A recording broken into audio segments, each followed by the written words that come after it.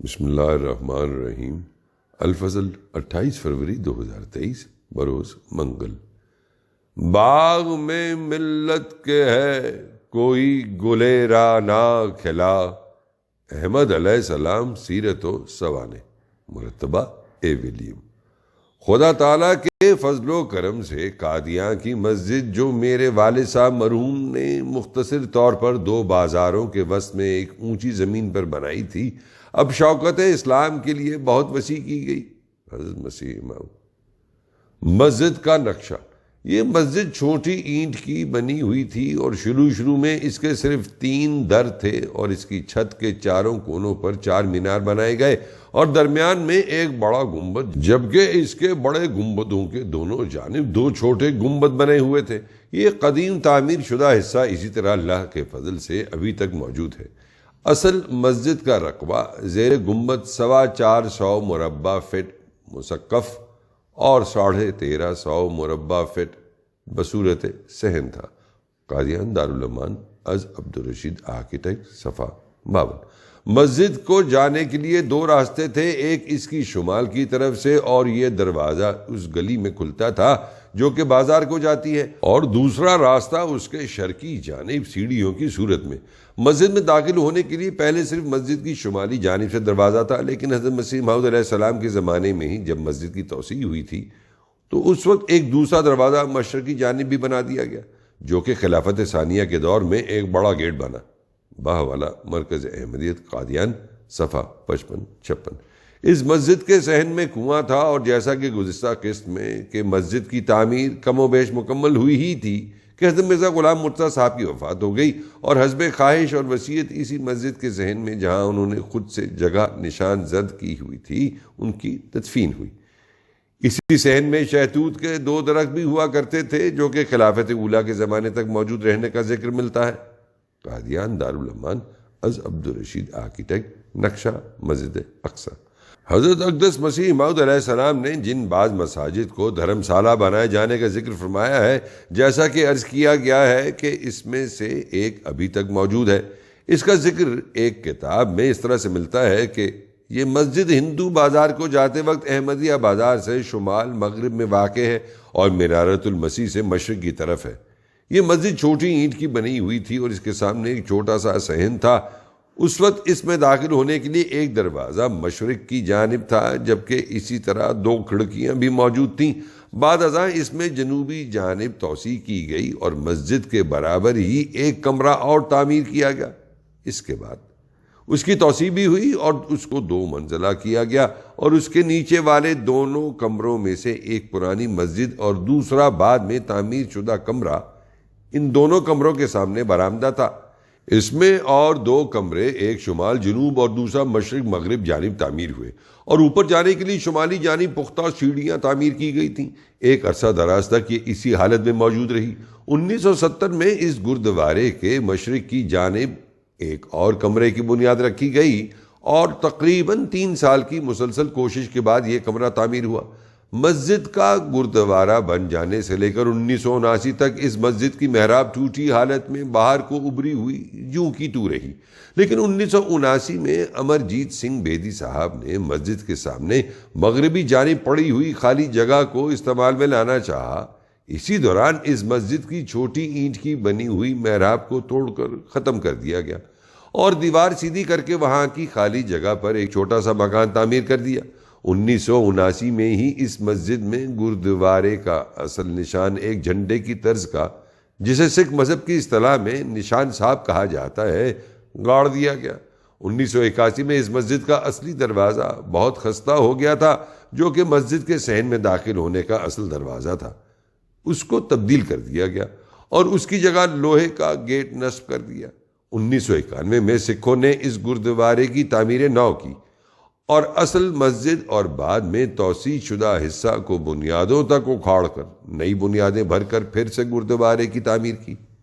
مرکز احمدیت قادیان، صفحہ 26-27۔ مسجد اقصی کی تعمیر و توسیع۔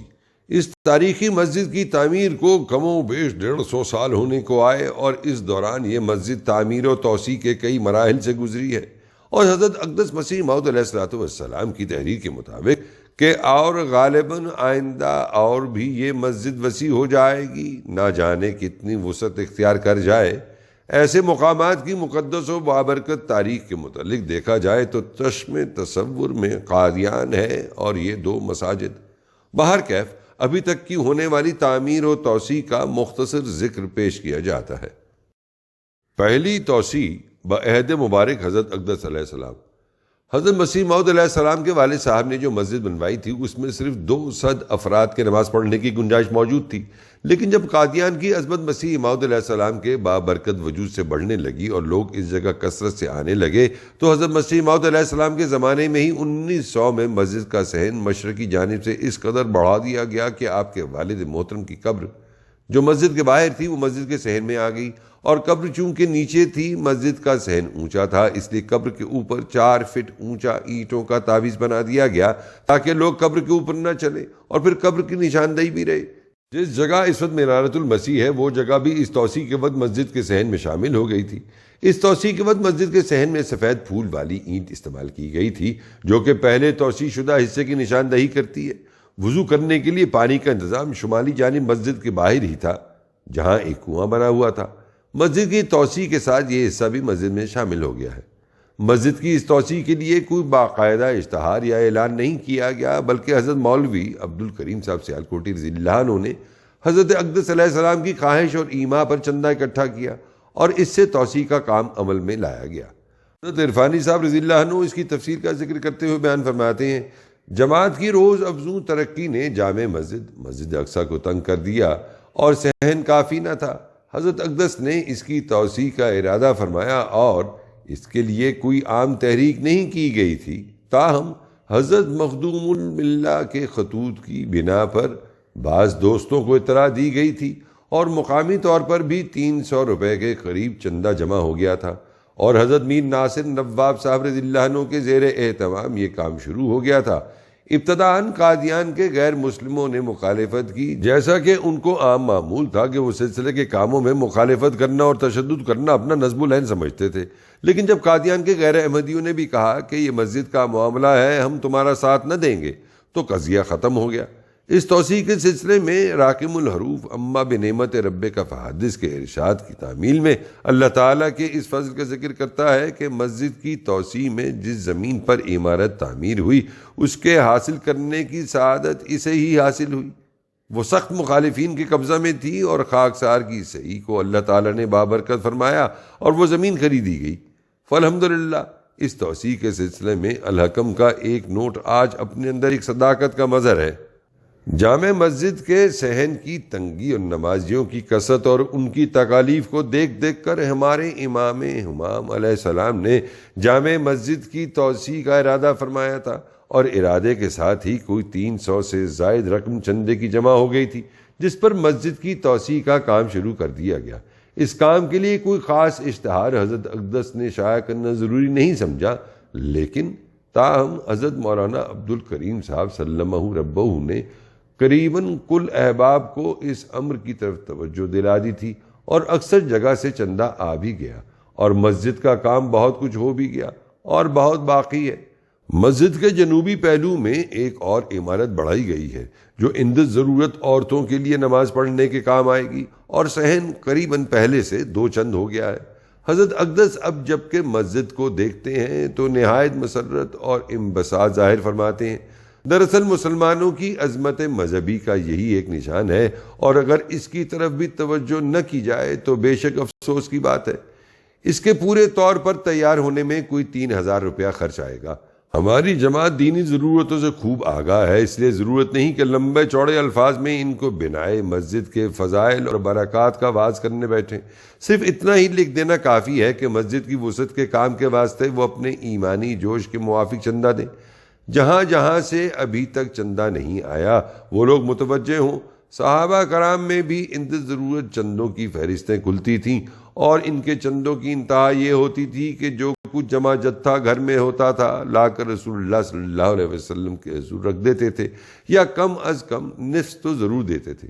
پس کیا تعجب ہے اگر ہمارے دوست ہمت کریں اور ایک ایک مہینے کی تنخواہ یا کم از کم 15 دن کی تنخواہ مسجد کی وسعت کے لیے دے دیں تاکہ اس خانہ خدا کی عظمت اور اس کی وسعت کے ساتھ بڑھے۔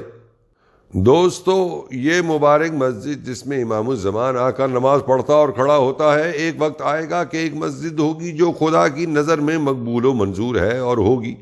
اس میں خدا تعالیٰ کے بڑے بڑے برکات اور فضل نازل ہوئے ہیں اور ہوں گے، اور اس کار خیر میں حصہ لینے والے کے لیے دنیا کے آخر ہونے تک بھی ثواب اور برکات کا سلسلہ جاری رہے گا۔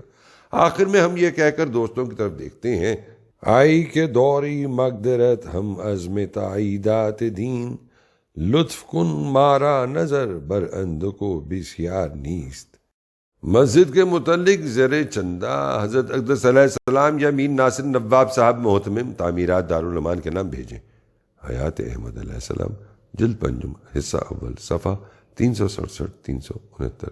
حضرت اقدس علیہ السلام مسجد اقصیٰ کی اس پہلی توسیع کا ایک اشتہار میں ذکر کرتے ہوئے فرماتے ہیں، خدا تعالیٰ کے فضل و کرم سے قادیاں کی مسجد جو میرے والد صاحب مرحوم نے مختصر طور پر 2 بازاروں کے وسط میں ایک اونچی زمین پر بنائی تھی، اب شوکت اسلام کے لیے بہت وسیع کی گئی اور بعض حصہ عمارات کے اور بھی بنائے گئے ہیں، لہٰذا اب یہ مسجد اور رنگ پکڑ گئی ہے۔ یعنی پہلے اس مسجد کی وسعت صرف اس قدر تھی کہ بمشکل 200 آدمی اس میں نماز پڑھ سکتا تھا، لیکن اب 2000 کے قریب اس میں نماز پڑھ سکتا ہے، اور غالباً آئندہ اور بھی یہ مسجد وسیع ہو جائے گی۔ زمیمہ خطبہ الہامیہ، صفحہ الف، روحانی خزائن، جلد 16، صفحہ 15۔ 2 بازاروں سے مراد ایک کا نام ہندو بازار ہے اور دوسرے کو بڑا بازار کہا جاتا تھا، اور یہ پہلی توسیع جو حضرت اقدس علیہ السلام کے عہد مبارک میں ہوئی اور جس کا ذکر حضور اس اشتہار میں فرما رہے ہیں، مئی 1900 سے پہلے ہی ہوئی ہوگی، کیونکہ یہ اشتہار 28 مئی 1900 کا ہے، جیسا کہ روحانی خزائن کی اسی جلد کے صفحہ 30 پر درج ہے۔ صداقار ابن سعید۔